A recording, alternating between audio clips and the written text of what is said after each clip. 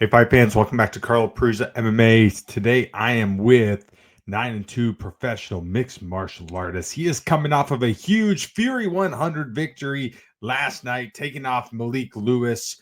He is Mr. Hector Saenz. Hector, what's up, brother? How you feeling? I'm feeling great, man. Like just so blessed and thankful, and thankful for you to have me on the show, man. Thank you for your time.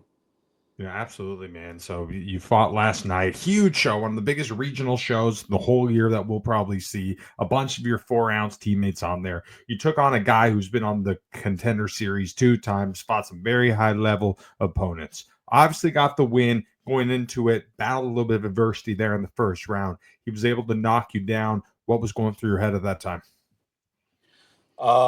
Man, it just happened so fast. Yeah, I just know that I'm in there, and like the only thing I'm thinking is to go for that kill and finish this guy. And then the next thing I know, we're trading, and then I black out for a little bit, and then next thing I know, I'm on the canvas and I'm looking up, and I'm like, oh shit. So I started working my way to get back up there, and I just knew like I was in trouble if I wouldn't have escaped out of that. So, but I'm glad that I did. At what point did you find out that you were recovering? I recovered really quickly. Like I'm telling you, it was just like a quick flash knockdown. Like as soon as I hit the canvas is when I immediately woke back up. It wasn't like I was stunned or anything like that. It just happened so quick, and then next thing I know, I'm just trying to like get back up my feet, and but it wasn't like a hard shot at all. Like it's just a quick little flash. But other than that, like I was all good. I was ready to get back to my next move. Now, in between rounds, what was the message from the corner? Man, I didn't hear a whole lot of what they were saying. All I could see is across from me was that Malik was already off his stool and he was pacing back and forth. And I thought to myself, like, I need to get you guys to get out. Like, I need to get back to the fight. So honestly, I couldn't even tell you what they told me. I don't remember it. I didn't hear it. I'm just trying to get my sip of water, and I look over across. He's already walking back and forth. So I had to let him know that I'm still in the fight. So I tried to kick my corners out of there as fast as I could and get back to the show. In that second round, midway through it, obviously you're able to finish him with the Kimura. But walk me through that opening, that closing sequence. At what point did you really think you could land it? Man, I really wasn't even thinking of taking it to the ground at all. Like I did so many boxing rounds for this camp, like more than I ever done. I've had to travel out to go to other different gyms to get some work in with different guys because I knew that this fight was going to be important and that I needed a huge finish, and I wanted it to come by knockout. I wasn't looking for no submissions. I didn't do anything crazy or fancy with my jiu-jitsu game for this camp at all. I just stick to what I usually do, like jiu-jitsu 2 times out of the week, and that's it. I really wanted to keep this fight on the feet, but he kept taking me down, and I'm looking to find my way back up to my feet if I'm ever on the ground. And on my way up, I'm trying to see what's loose, what's hanging around, and if you give me an opening, whether whatever it is, your neck, your foot, your leg, like I'm gonna take it. I may not even know what I'm doing, but if I see it, I'm gonna fucking crank it and try to bring it home with me last night. And thankfully, I ended up in that crucifix position. I would have loved to roll with it, and I thought that would have been a nastier finish if I would have had his head inside my belly and I was just raining down some elbows, but it was just so slippery that I had slipped off, and I ended up in the position that I did, and he had that arm open, and I took it. What's it like to be able to get a big win like that in front of your hometown nation crowd? Huge. It's the best feeling in the world. Like nothing other can top that because I know that I bring a big crowd. I have people that come in from out of town. They make a drive for me. Like I have majority of my friends live across the city, like in Austin, New Braunfels, San Antonio. So, for them to like pay me their money and make their drive, make for them to make the drive to come down there and come see me, like I have to make it worth their while, and let it be known that their money didn't go to waste. So I'm always gonna like try to put on a show, and if And getting the win that I did yesterday was just it made it all worth the while. Like, it was just so amazing to see like all of my friends and family come together in one arena, and then just them going crazy and cheering my name. It was just it was amazing. Like, I'm still high off of it right now, and it's just one of those moments where I wish it could last forever, but I gotta let it get past me, and I gotta keep my head on the swivel and stay focused and humble and continue moving forward. You and the rest of the 4 ounce guys really making a lot of noise right now. I can really see that's going to be a gym with multiple guys, probably in the UFC, and going to be wreaking havoc there for years to come. But one thing that I'm really seeing is the well roundedness, maybe between you, Aiden, Mike, Van, Justice. So well rounded. I mean, obviously the striking's good, the jiu-jitsu's unbelievable, the wrestling's good. At what point in your career did you really start thinking, hey, if I want to chase this, if I want to try to go to the UFC, if I want to fight for the biggest shows in the world, that need to be as well rounded as possible? I mean, I've been with 4 ounce ever since I started my journey in 2016. I mean, we train for everything, wherever the fight goes. We train like for realistic scenarios, Monday through Friday, wall work, wrestling, jiu-jitsu, striking. Like, we all have a day for it, and it just, I mean, it kind of just all falls together in my game planning, so it all just works out. I really don't have to go anywhere else besides like my boxing gym to focus on the things that I need to work on. We like I trust my teammates, I trust my coaches and the preparation that we do. And every single day we're just training like real fight scenarios, and and yesterday was a showcase of what we do in the gym. Did you find an extra sense of comfort knowing that you were fighting alongside a bunch of your teammates? No, I actually don't like it at all, because it takes the ticket sales away from me. Because now everybody in the gym has an option, like, oh, well, if I can't get tickets from you, I can get tickets from Alden. I'm like, no, fuck Alden, you get them from me. It's a little selfish, but no, I love it. I love it. The energy's good. Like, we're all in preparation together, so it's perfect for us to push ourselves.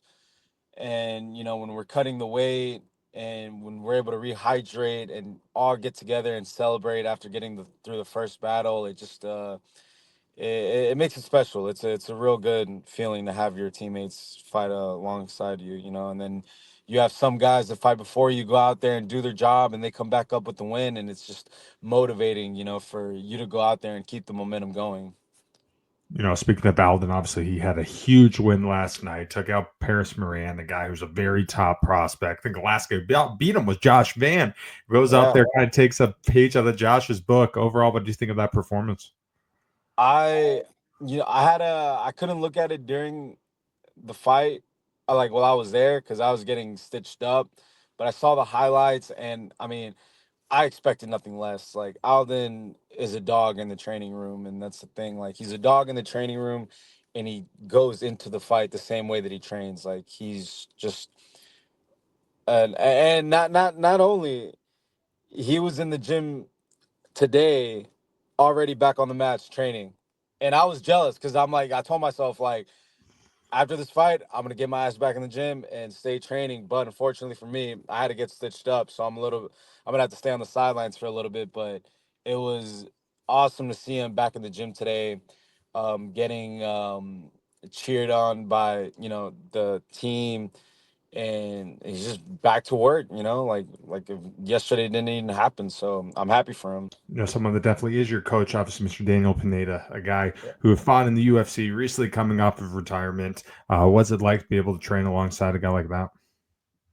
Oh man, I'm blessed, because I don't think I've ever had any harder rounds other than going with Daniel. Like, my whole career I've been training next to him, helping him get ready for his fights, and him helping me. Like, it makes the fight way easier, because I know that I'm not going to fight anybody else that is as tough as him.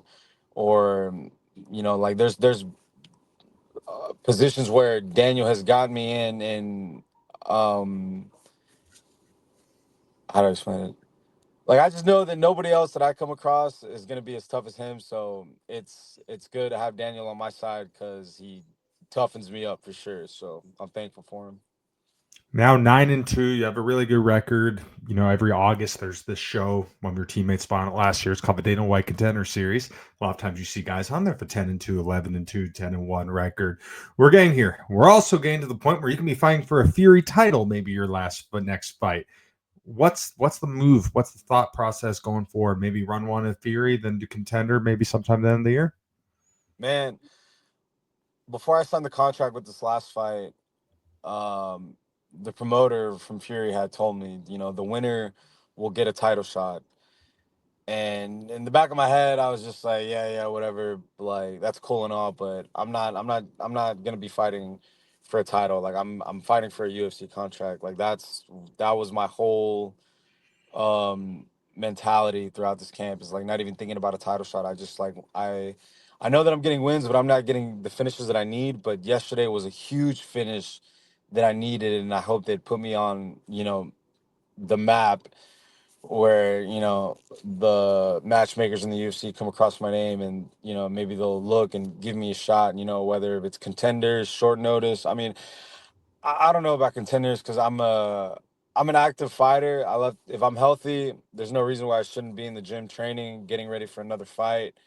And I mean, I know the contenders is so long away, so hopefully, God willing, something happens in the next couple of UFC events where there's a drop and my name just comes across the board and they give me that shot. That's what I'm really betting on and praying for. Because I mean, I know that I'm right there. I have a good record. There's other guys that I see in the show with a record just like mine, and there's just no reason why I shouldn't be there fighting with those guys. But um, regardless of what happens, I'm gonna stay working. I'm stay in the gym, and that way, whatever comes next, I'll be ready for it. You know, you're signed with Iridium, and so is so many great top guys. I mean, when you looked at the Contender last year, it's like half the thing was Iridium guys. Um, Looks like they're about to take over mixed martial arts. What's it like to be on a team with, some of the biggest and best prospects we've ever seen in the last probably 10, 15 years? I mean, it's a little nerve wracking because, like you said, we do have a lot of guys that are we're all on the same team, and it's kind of like uh, the last opponent that I had lost to was Mancher. He's like 9-0 now with 8 finishes. He's the current title holder for Fury in the division. And I just saw that he recently just got signed with us. And it's kind of like, well, dang, like if there's a fallout, they're probably gonna push for him to go first. But who knows? Maybe Manchester can't make it, and then my name comes next. So it's just one of those things where it's like, So all I can do is just keep my head down, stay working, and focus on myself. So many people watch mixed martial arts in this day and age. I mean, it's so culturally accepted now. And I feel like people look at the Joneses, the GSPs, the Habibs, and they're like, wow, it must be the best life ever to be a professional fighter. Little do they know, man, battling it out on the regional scene, most guys are losing money. A lot of guys have the 9 to 5 jobs. Some have kids, some have wives. You have to pay to train, get up early, stay up late, deal with a bunch of guys in your case who want it just as bad as you. You're punching them in the face, they're punching you back. You do this, you've been doing this now since 2016, for a very long time now, just chasing the opportunity to fight at one of these big, big platforms. What's made you want to stick with this? I mean, I gotta see it through. I gotta see it through. I gotta see what happens. Like I've had this dream of mine since I was a young boy. Like ever since I saw like Diego Sanchez and Clay Guida when they fought. That was when I was like starting to watch it. And I was just like, man, I want to do that. And and I went and got the gloves. I just made it a dream of mine since I was a little kid. So it's like, I just got to see it through. That's why I've been on this path that I'm on because it's like every fight that I'm getting closer. So it's like, I just have to see it through. And that's what keeps me driving, because I've made all these sacrifices. Um, I've had to put other things aside to focus on this, and it's just a lot that I've had to do to try to see this through. And I'm not gonna stop until I make it. Like I have to. Like I have no other option. Like I just have to see it through. For you, what's the ultimate goal? To make it to the UFC. Like I don't even care about making money like that. Like money will come. I know that, but I just the ultimate goal is getting those gloves around my hand. Getting the chance to walk out in front of a show, in front of a crowd in a UFC event. That's feel like it's just like I'm a modern day gladiator, and I got to be fighting on the highest level of the scene. So that's what I got. That's what I need. A big thing that we're seeing in this day and age of mixed martial arts is personality. Obviously you have to be a good fighter, but if you have personality, if you have that popularity, if you have that liking to, you're going to fight for the belts maybe a little quicker. Your opponents maybe be a little different. You're going to be a bigger star. They mentioned on the Fury broadcast many times last night that you are one of their best ticket sellers. I mean, you have people coming all over to watch you. You're a very charismatic individual. Do you think that's going to help you when you make that next step? For sure. I mean, that's how you're gonna create a fan base. If you're liked by your personality, then people are just gonna grow on you. But I feel like that's the thing that I lack of myself. Like, I'm not very like I don't consider myself to be very charismatic. I'm a very reserved person. I'm more like on the antisocial side. So I'm still trying to find my way where I break out of my shell and I like try to find this character personality to build up to my name. Because other than like, if I can't get people to tune in into me like by just the fights, I gotta have more than just the fighting. I gotta have the character. But I don't know, like I'm not a very showboat person. I'm not loud. I'm not like that. So it's kind of like I gotta force myself to be that way. And then when I do it, it just doesn't seem right. So I just like, what, like if I'm just myself, then people will appreciate me. And I don't know, hopefully people will just start to like me. I don't know. You know, like I was just saying, there's so many people who watch the sport in this day and age, and now you have a new term. It's called the casual fan. These are the people that are usually drunk. You see them in B dubs, you see them in the cheap seats of the fights. They're like yelling, twist them in the you know what. They might boo for grappling exchanges. They might slide in your DM, say, I'm tougher than you. I could beat you up, all this crazy stuff. What do you think of these people? I think they're a little bit insecure, and